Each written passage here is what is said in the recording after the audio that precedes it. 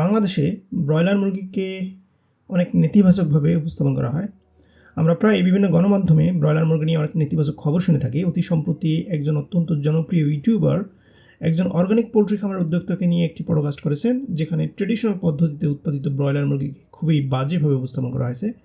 সেখানে বোঝানো হয়েছে যে অর্গানিক পদ্ধতিতে উৎপাদিত মুরগি ছাড়া অন্য যে কোনো উপায়ে উৎপাদিত মুরগি স্বাস্থ্যের জন্য ক্ষতিকর।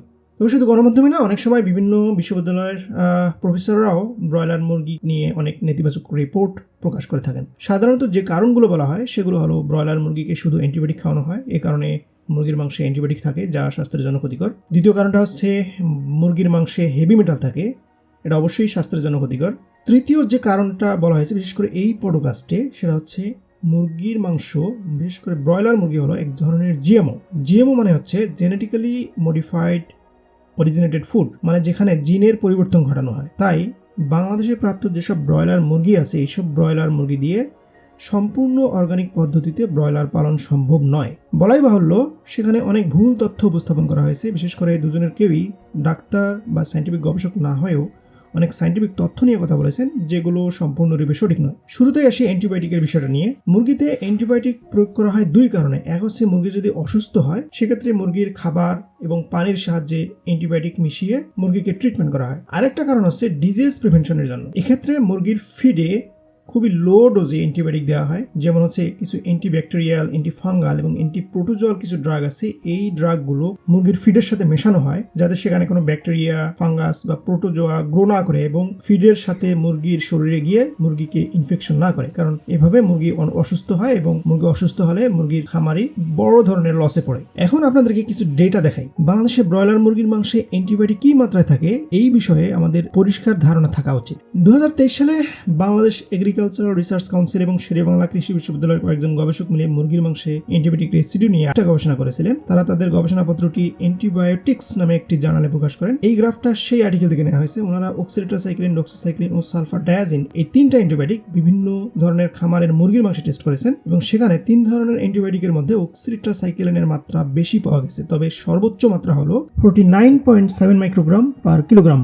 এখন আমাদের জানতে হবে সর্বোচ্চ কত মাত্রায় অ্যান্টিবায়োটিক থাকলে আমাদের স্বাস্থ্যের জন্য হুমকি। এটা জানার জন্য আমরা রেফারেন্স নিতে পারি ইউরোপিয়ান রেগুলেশন থেকে, যেটাকে বিশ্বের সবচেয়ে কঠোর রেগুলেশন ধরা হয়। সেই ইউরোপিয়ান রেগুলেশন অনুযায়ী মুরগির মাংসে অ্যামোক্সিসিলিন বাদে বাকি প্রায় সব অ্যান্টিবায়োটিকের ম্যাক্সিমাম রেসিডিউ লিমিট, বা যেটাকে গ্রহণযোগ্য মাত্রা বলা হয়, গ্রহণযোগ্য রেসিডিউ বলা হয়, সেটা হলো 100 মাইক্রোগ্রাম পার কিলোগ্রাম মাংস। তবে অ্যামোক্সিসিলিনের ম্যাক্সিমাম রেসিডিউ লিমিট হলো 50 মাইক্রোগ্রাম পার কিলোগ্রাম। তাহলে কি বোঝা গেল? মুরগির মাংসে আমাদের গবেষণালব্ধ প্রাপ্ত তথ্য অনুযায়ী অ্যান্টিবায়োটিকের মাত্রা গ্রহণযোগ্য মাত্রার চেয়ে কম। সুতরাং মুরগির মাংসে অ্যান্টিবায়োটিকের জন্য আমাদের আসলে উদ্বিগ্ন হওয়ার খুব একটা কারণ নাই। তবে এটা ঠিক, বাংলাদেশে রেগুলেটরি এনফোর্সমেন্ট না থাকায় অনেক সময় অ্যান্টিবায়োটিক ব্যবহারের সঠিক পদ্ধতি অনুসরণ করা হয় না। এর জন্য আমাদের ভোক্তাদের আরো সচেতন হওয়া উচিত এবং সরকারকে এই বিষয়ে নজর দেওয়ার জন্য বাধ্য করা উচিত। অনিয়ন্ত্রিত অ্যান্টিবায়োটিক ব্যবহারের ফলে অ্যান্টিবায়োটিক রেজিস্ট্যান্স তৈরি হচ্ছে, যেটা এখন বিশ্বে এক বিশাল হট টপিক, যাতে আমাদের পরিবেশ এবং স্বাস্থ্যের মারাত্মক ক্ষতি হচ্ছে। অ্যান্টিবায়োটিক রেজিস্ট্যান্স কেন হয়, কিভাবে হয়, এটা নিয়ে আরেকটা ভিডিও বানানো হবে। আপনারা যদি আমার এই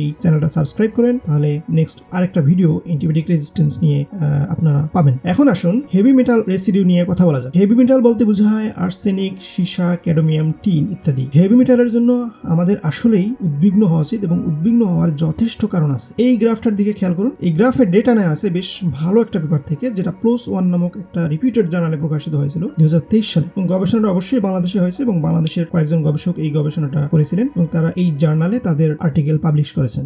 এখানে আমরা দেখতে পাচ্ছি লেড এবং ক্রোমিয়ামের মাত্রা অনেক বেশি। বিশেষ করে লেডের মাত্রা অ্যারাউন্ড 0.4 থেকে 0.6, এমনকি বিশেষ করে ব্রেইনে 3.45 মিলিগ্রাম পার কিলোগ্রাম। এবার এই ছবিটার দিকে খেয়াল করি। এখানে আমরা দেখতে পাচ্ছি লেড বা সীসার পরিমাণ প্রায় 400 থেকে 500 মাইক্রোগ্রাম পার কিলোগ্রাম, বা 0.4 থেকে 0.5 milligram per kilogram. 400-500 microgram equivalent to 0.4 to 0.5 milligram per kilogram. এখন দেখি এসব হেভি মেটালের গ্রহণযোগ্য মাত্রা কিরকম। এই টেবিলটাতে আপনারা দেখতে পাচ্ছেন ইউরোপিয়ান রেগুলেশন এবং ওয়ার্ল্ড হেলথ অর্গানাইজেশন অনুযায়ী মুরগির মাংসে লেড ও ক্যাডমিয়ামের গ্রহণযোগ্য মাত্রার পরিমাণ হচ্ছে 0.1 মিলিগ্রাম পার কিলোগ্রাম এবং 0.05 মিলিগ্রাম পার কিলোগ্রাম রেসপেক্টিভলি। সুতরাং আমাদের দেশে প্রাপ্ত তথ্য অনুযায়ী মুরগির মাংসে প্রাপ্ত হেভি মেটাল বিশেষ করে লেড বা সীসার পরিমাণ গ্রহণযোগ্য মাত্রার চেয়ে 4 থেকে 5 গুণ বেশি। এটা সত্যি ভীষণ উদ্বেগজনক। কিন্তু এখানে কথা হলো, হেভি মেটাল শুধু কি ব্রয়লার মুরগিতেই থাকে? উত্তর হলো না। আপনি বাংলাদেশের প্রায় সব খাবারই হেভি মেটালের পরিমাণ অনেক বেশি পাবেন। দেশি মুরগিতেও পাবেন, চাল, গম, শাকসবজি দিয়েও পাবেন। এর কারণ হলো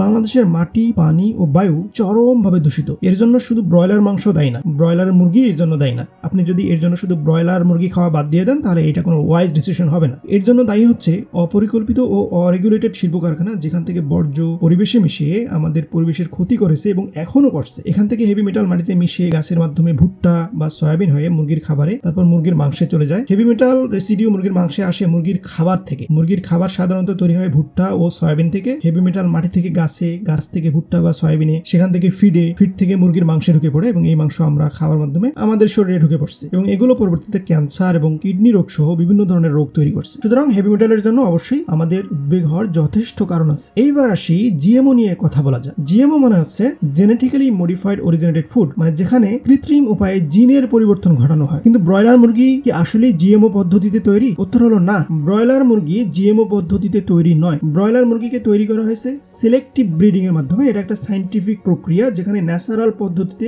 সিলেক্টিভ ব্রিডিং করানো হয়, যার ফলে ব্রয়লার নামক এক ধরনের মুরগি তৈরি করা হয়েছে যেখান থেকে শুধু মাংস উৎপাদন করা যায়। এখানে কোনো ধরনের কৃত্রিম উপায়ে জিন মডিফিকেশন করা হয়নি। সুতরাং কেউ যদি বলে যে ব্রয়লার মুরগি এক ধরনের জিএমও, সে না জেনেই ভুল বলতেছে।